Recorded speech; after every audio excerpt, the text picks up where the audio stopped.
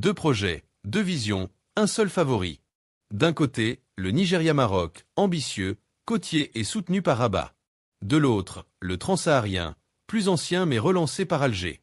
Aujourd'hui, les États-Unis semblent avoir fait leur choix. Entre géopolitique, énergie et influence, ce gazoduc pourrait redessiner les équilibres régionaux et stratégiques entre l'Afrique et l'Europe. Dans cette vidéo, on vous dévoile pourquoi la balance penche clairement d'un côté et ce que cela change pour le Maghreb.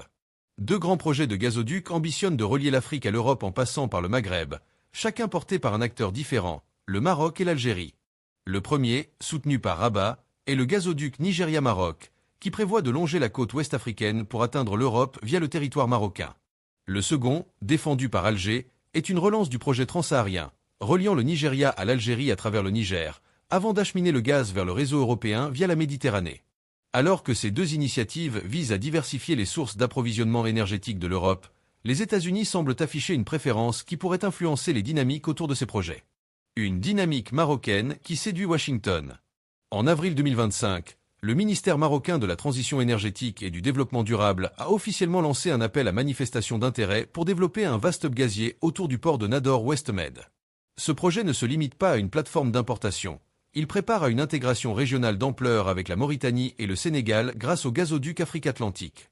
Plus visionnaire encore, il prévoit un couplage avec les futurs projets d'hydrogène vert, positionnant le Maroc à l'avant-garde des nouvelles filières énergétiques.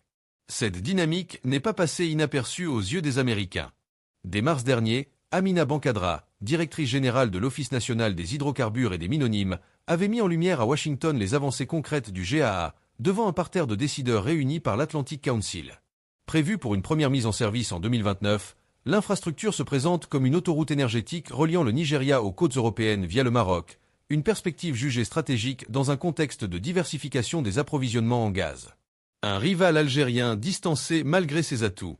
Face à cette montée en puissance du GAA, l'Algérie, historiquement acteur dominant dans l'exportation gazière vers l'Europe, voit son projet transsaharien le Trans-Saharan Gas Pipeline, TSGP relégué au second plan.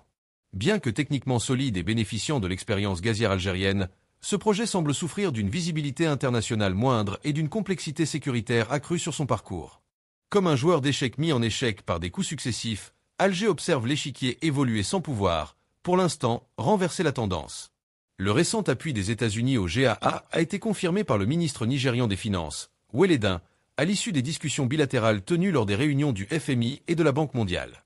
Ce soutien américain, intervenant alors que le Nigeria possède l'une des plus grandes réserves de gaz au monde, renforce encore davantage le projet initié par le Maroc et marginalise indirectement l'option algérienne. Le Nigeria, clé de voûte du réseau énergétique africain, devient ainsi un pivot dans cette nouvelle architecture. Implications stratégiques pour l'Afrique et l'Europe. Le choix américain pour le GAA n'est pas seulement une question d'infrastructure.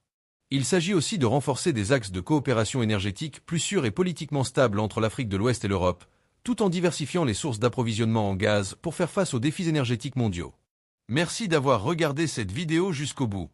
Votre soutien fait toute la différence. N'oubliez pas de liker, commenter et vous abonner pour ne rien rater de l'actualité stratégique du Maghreb.